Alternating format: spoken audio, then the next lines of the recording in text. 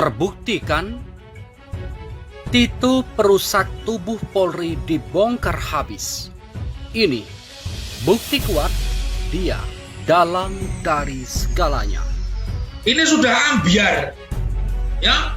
Polisi itu sudah modern, direktur Pidum ada, direktur narkoba ada, direktur tindak pidana khusus ada, kemudian direktur yang membawai perkara-perkara asusila dan anak-anak itu sudah ada. Ini ditambah lagi nih. Jadi Tito ini benar-benar merusak ya. Tito ini benar-benar merusak struktur polisi, merusak nafas polisi, dan yang paling penting dia merusak tugas polisi ya. Drama kematian Brigadir J akhirnya menemui titik terang. Sejumlah pihak yang terlibat mulai terungkap. Bahkan sosok dalang di belakangnya pun terbongkar.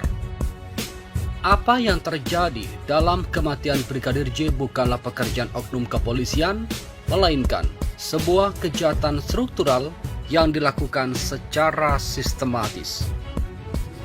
Nah, kalau disebut oknum, itu tadi kalau disebut oknum, itu mungkin 1 orang atau 2 orang. Tapi kalau sekarang bilangannya 40 saya kira ya. 40 orang sekarang yang diperiksakan itu ya, yang diperiksa.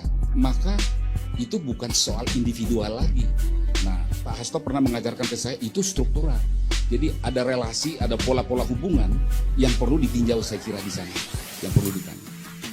Nah, jadi ini yang saya kira yang sangat penting diperhatikan dalam hukum pidana. Ada diajarkan begini Pak Karni.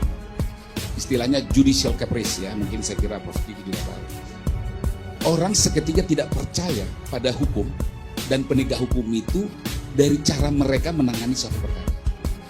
Jadi cara menangani suatu perkara sehingga tidak percaya, kan begitu ya. Kedekatan antara mantan Kapolri Tito Karnavian dan Ferdy Sambo pun tak luput dari sorotan media. Di tengah penetapan Ferdy Sambo sebagai tersangka, nama Tito Karnavian pun kian santer disorot. Tito Karnavian dianggap sebagai tokoh di belakang Satgasus Merah Putih yang dipimpin Ferdy Sambo yang diduga jadi alat bagi kepolisian dalam menyembunyikan kebusukannya selama ini.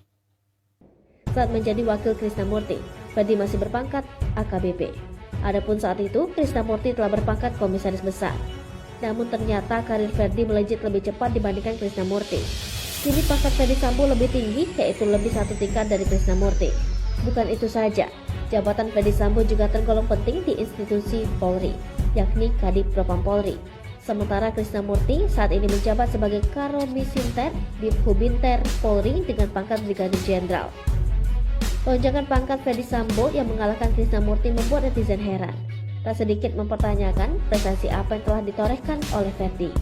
Orang seperti ini ada kelainan jiwa dan sebagainya, masa bisa menjadi pimpinan tertinggi? Polisinya polisi itu nggak bisa diterima oleh akal sehat. Pasti ada sesuatu, ada something wrong. Berarti untuk memberikan jabatan, untuk menaikkan pangkat, memberikan tugas sangat subjektif, begitu? Berdasarkan ya, suka dan tidak suka kurang lebih seperti itu. Kapolri ataupun atasan. Kurang lebih begitu? Seperti itu. Harus kita nyatakan kurang lebih seperti itu. Apa dasar apa?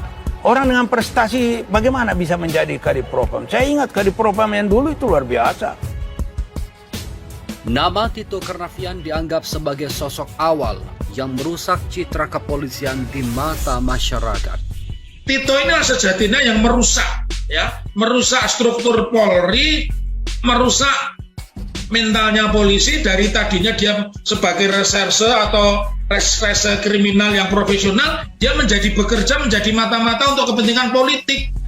Jadi ini jelas institusi atau lembaga yang saya sebut embrio dari polisi di dalam polisi, karena dia bisa menyelidiki perilaku polisi. Padahal sementara mereka punya punya institusi tersendiri yang khusus memang dipakai untuk bagaimana memeriksa polisi yang bermasalah, tetapi nampaknya